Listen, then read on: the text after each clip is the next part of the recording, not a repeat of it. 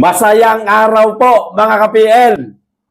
Parang may saltik na po yata si Pinky Lacson, mga Dinamay na po si Senator Rodante Marcoleta sa mga budget insertion, mga kababayan.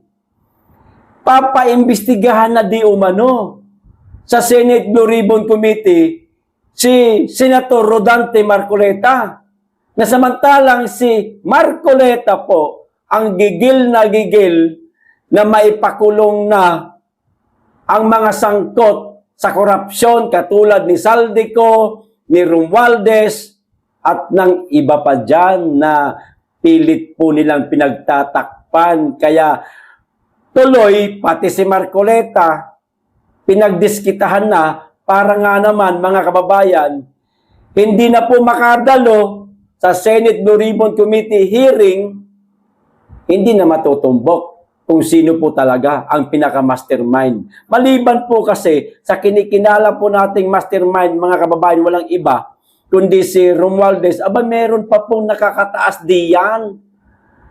Meron pa pong mas mataas kay Romualdez dahil hindi gagalaw si Romualdez kapag walang utos mula sa mas mataas sa kanya. Pero bakit si Rodante Marcoleta ang paiimbestigahan at meron na di umanong mga ebidensya? Anak ng tuta talaga, oo. Pero yung pinangalanan ni Saldico, ni Gutesa, ng 18 Marines, tulad po ni Romualdez, tanong ko po sa inyo, mga kababayan, pinatatawag na ba ni Pinky Lacson sa Blue Ribbon Committee? Ako, wala akong matandaan. Ewan ko lang po kayo, mga kababayan, kung may natandaan po kayo. O eto ho ang balita, oh. Natatawa ako na naiinis po ako habang binabasa ko ho ito. Ngayon, para hindi po tayo ma-stress, itawa na lang po natin itong balitang ito, mga kababayan. O ang sabi rito, oh, kasama si Senator Rodante Marcoleta, sa irerekomendang maimbestigahan sa Senate Blue Ribbon Committee kaugnay ng umano'y budget insertion at kickback sa flood control project. O, kita nyo na. So, magkaibigan pala si Marcos at saka si Romualdez, si Saldico at si Rodante Marcoleta. Sila pala ang magkakasama na nagnakaw sa kaban ng bayan sa pamamagitan ng flood control project. Ganun ba yun? Pampilo Lacson? Ayon kay Senate Blue Ribbon Committee Chairperson, Senate President Pro Tempore Pampilo Lacson. O, yan po ang sabi niya. Paiimbestigahan na. Sabi ni siguro ni Ping. O, paimbestigahan na natin yan. Si Marcoleta kasama yan. Sa budget insertion at kickback sa flood control project. Nako, nasira na po yata, mga kababayan, ang utak nitong si Pinky Lacson. Kung kanino niya na po ibinibintang. Palibasa kasi, si Marcoleta, desidido ho siya na lumabas ang pangalan ng pinaka-mastermind maliban po kay Romualdez. Ngayon, sa palagay ko lang naman ito, mga kababayan, maaaring strategy lamang po ito ni Pinky Lacson na isama si Marcoleta sa maiimbestigahan. Para ano? Sa palagay ko lang naman, imbis na masigasig si Marcoleta, tukuyin kung sino ang mastermind, ipakulong kung sino ang mastermind, hindi niya na po magagawa. Bakit? Maging siya, paiimbestigahan na ho, mga kababayan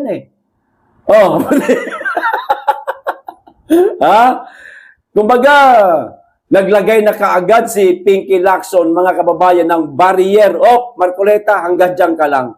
Ipapatawag ka namin sa Blue Ribbon Committee, hindi bilang isang taga-imbestiga, kung sino talaga ang mastermind sa flood control project, kundi ikaw mismo ang iimbestigahan. O eto na po ang nangyayari, mga kababayan. Putangin ng buhay talaga to. Oh, ipadadala rin umano nila ang mga bagong ebidensya sa Office of the Ombudsman at Department of Justice habang may mga issue tulad ng allocables na hindi pa natatalakay sa pagdinig. So, kasama po si Marcoleta dito sa mga ebidensyang hawak na ngayon ni Pinky Lacson na ipapadala niya pa lang sa Office of the Ombudsman at saka sa Department of Justice, mga kababayan. Aba, matindi. Biglang liko, mga kababayan. Hindi lang biglang liko, U-turn ang nangyari. Imbis na dumiretso na ho tayo eh. Naariyan na eh. Kumanta na si Romualdez eh. Sinabi niya pa nga na, aba, alam ito ng ehekutibo. Oh, alam ito ng executive department na walang ibang namumuno dyan, kundi si Bongbong Marcos.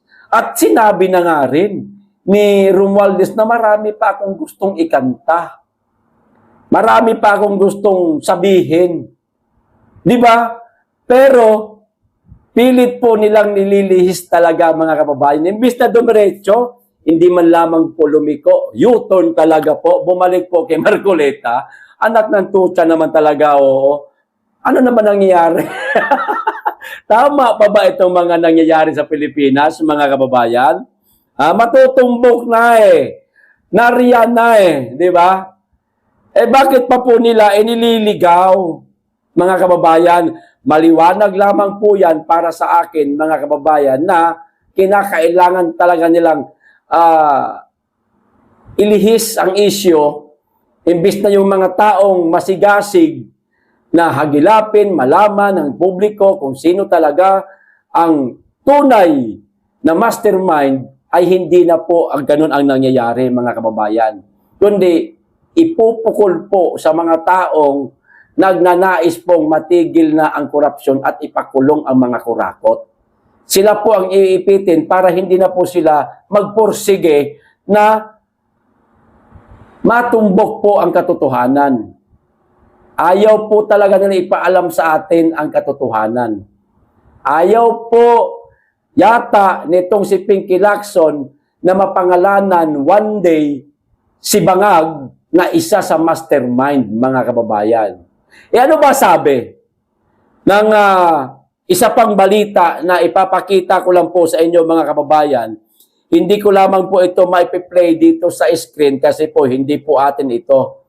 O sino ba talaga ang pinaka-mastermind? O ito po ang balita, mga kababayan, itatapat ko lang po sa inyo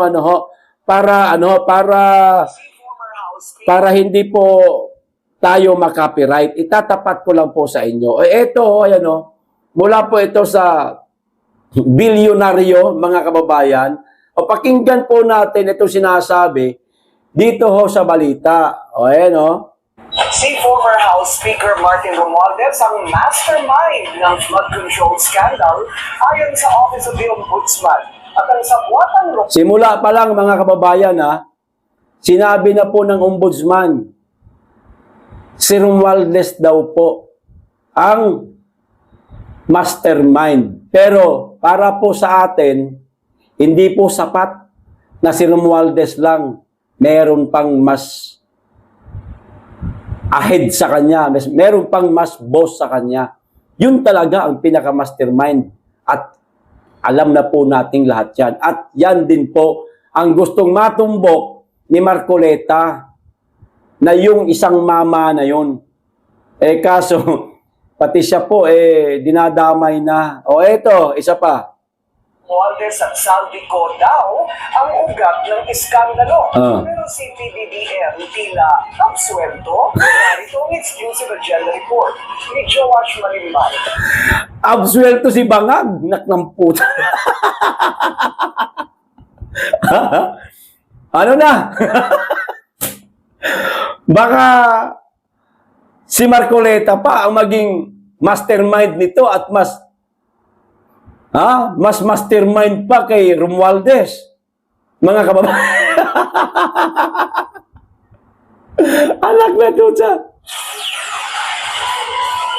Conspiracy kung ilarawan ng Office of the Ombudsman ang nangyaring korupsyon sa flood control projects sa pagitan ng former House Speaker Mark Romualdez at puganteng si Zaldico. Ayon sa complete affidavit na isinampa ng Office of the Ombudsman noong April 20, tinataya nga abot sa 56 billion pesos ang umano'y ill-gotten wealth na nakuha ng dalawa mula 2022 hanggang 2025. Sa mga panahong ito, House Speaker si Romualdez habang chairperson ng House Appropriations Committee si Ko. Ayon sa affidavit, coordinated acts ang ginawa ng dalawa kung pagpapasihan daw ang mga ebidensya kasama ng statement ng mga lumutang na witnesses. Tila inimpluwensyahan o inudyukan ni Romualdez si Ko na manipulahin ang public infrastructure funding. Ayan na. Si Romualdez po, di umano ang nag-udyok kay Zaldico. Wala tayong pakialam sa mga yan, mga kababayan. Kasi hudang magturuan niyang dalawa na yan, si Zaldico at si Romualdez, magturuan sila. Kasama ka, ikaw din naman, kasama ka. Aba, ituro nyo na. Ang pinakapinuno ninyo, ang pinaka nag-utos sa inyong dalawa. Huwag kayong dalawa lang ang magturuan. Lugi kayo, bahala ka sa buhay nyo. Kayo lang ang makukulong. Kayo lang ay tinuturong mastermind. Samantalang meron naman siguro nakakaalam na isa pa dyan. Di ba? Ito ba? Buhatan daw sina Ko at Romualdez sa pagbuo ng sistema para makakolekta ng kickbacks mula sa mga proyekto. Kabilang daw dyan ang naging pag-amin ni Ko na mayroong monthly quota na 2 billion pesos na regularly ay ipinideliver daw sa mga property na pagmamayari ng dating House Speaker. Ayon sa affidavit, by virtue of his position and authority bilang Speaker, si Romualdez daw ang nag-udyok ni Ko at iba pang public officials na gumawa ng umano'y acts necessary to implement the scheme. Kabilang daw dyan ang identification at insertion ng project sa national budget, ang pamamahala sa kanilang approval at funding at ang imposition and collection ng kickbacks. Pero paninindigan ng Office of the Ombudsman sa complete affidavit, hindi ligtas sa krimen si Ko, lalo na't active and glowing daw ang kanyang partisipasyon. Ayon sa affidavit, si Romualdez ang Hindi ligtas si Zaldico. Okay na, nakuha na po natin ang konteksto, mga kababayan. Hindi ligtas si Zaldico. Pero doon sa bungad nitong bidyong pinanood po natin, mga kababayan, absuelto si Bongbong Marcos. Ligtas si Bongbong Marcos. Ano na nangyari, Pilipinas? Ang gulo-gulo na ho, mga kababayan. Kayo, ako, tayong lahat, mga kababayan, hindi naman po tayo siguro tanga, Hindi naman siguro tayo bobo, Na hindi po natin matukoy mismo, kung sino ang pinakapinuno nitong mga animal na ito. Di ba? Ngayon, nililihis na po nila. Sa palagay ko, hindi lamang po si Senator Rodante Marcoleta, mga kababayan, ang isasama ho nila na paiimbestigahan sa Blue Ribbon Committee. Marami pa ho yan. Simula pa lamang po ito. Nako, ang masama ho nito, baka pati si Inday may insertion na rin. Visit talagang buhay ito. Di ba, mga kababayan? Visit talaga itong mga animal na ito. Pilit po talaga nila pinagtatakpan yung isang mama. Yung isang mama na minsan nabanggit po ni Zaldico. Nabanggit po ng 18 Marines na naghatid sila ng pera, mali-maleta. Mismo, ayan, pangalanan natin, sa bahay ni Marcos. At ang nakareceive, si Sandro Marcos. Maya-mayang kaunti, dumating ang mag-asawang Marcos, Lisa at si Bongbong. Di ba? Maliwanag na ho yun, mga kababayan. Ako naman, putsa naman talaga, Alam niyo yung inis ko ho na naramdaman, mga kababayan, nung malaman ko po itong balitang ito. Yung inis ko ba? Sa inis ko, hindi ako makapagsalita Natawa na lang ako At napamura ako, mga kababayan Si Rodante Marcoleta, may insertion, may kickback. Grabe na ho, mga kababayan, ang paninira nila. Tandaan po ninyo, lahat po ng mga ginigipit ngayon na notadong maka-DDS, maka-Duterte, mga kababayan, kasama po yan sa Oplan Horus. Maliban na lamang po dito sa babasahin ko pang isa pang balita. Itong tungkol po dito sa taga PGMN, Peanut Gallery, mga kababayan, na nahuli daw po no? Dahil langikil di umano ng 350 million, mga kababayan, kay Romualdez.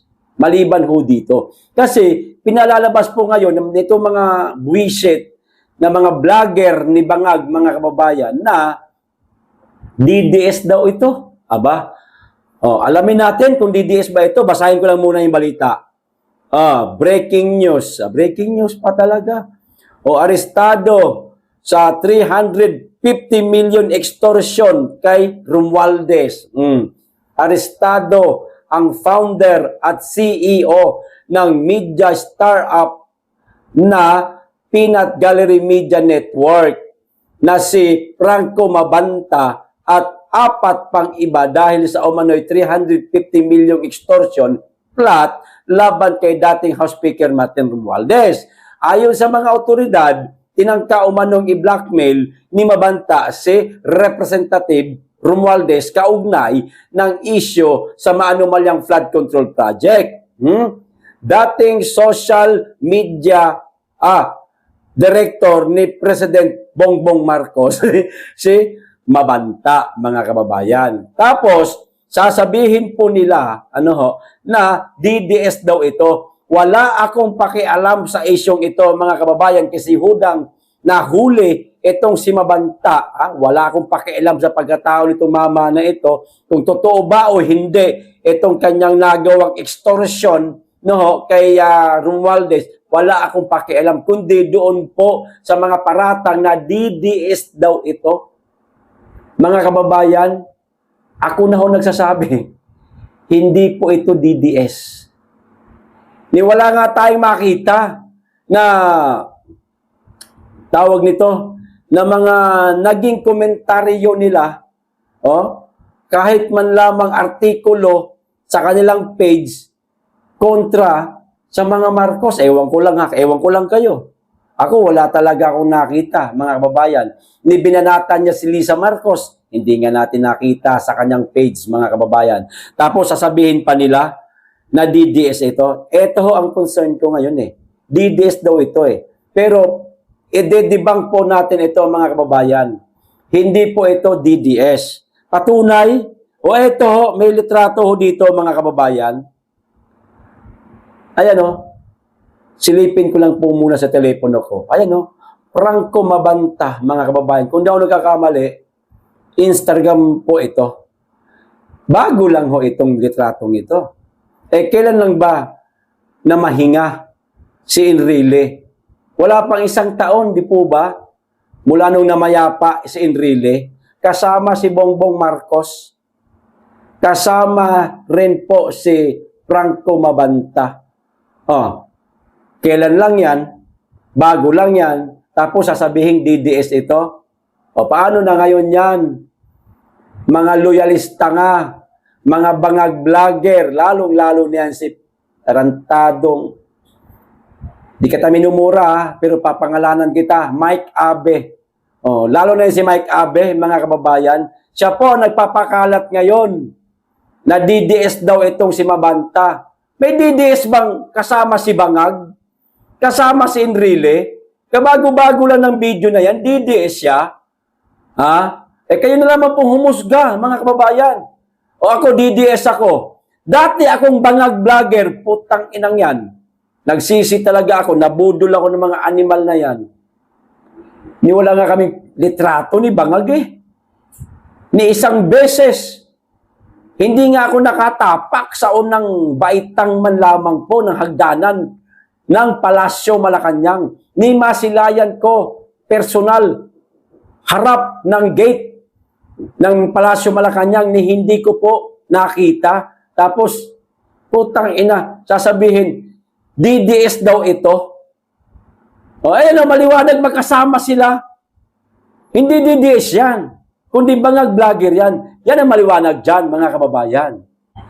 Ganyan po nilalaro mga kababayan, ang mga followers nila na mga bangag din. Yung katotohanan na hindi po nila kayang pasinungalingan tulad po ng litrato na yan para po siraan lang talaga ang mga DDS kasama na ho tayong lahat. Yung makabangag na mga katulad niyan, no? Maliwanag naman, nakita naman po natin ang litrato, sasabihin po nilang DDS. Para ang palo ho sa atin, mga kababayan, madadamay ho tayo. Tayo, sinisiraan din po nila, mga kababayan. Lalo na kami, no? Kaya nga kami, nag-iingat talaga Mahirap na, baka mamaya merong isang message, email sa aming mga account, tapos halimbawa, aalokin kami ng malaking halaga at papatulan namin, screenshot ho yan.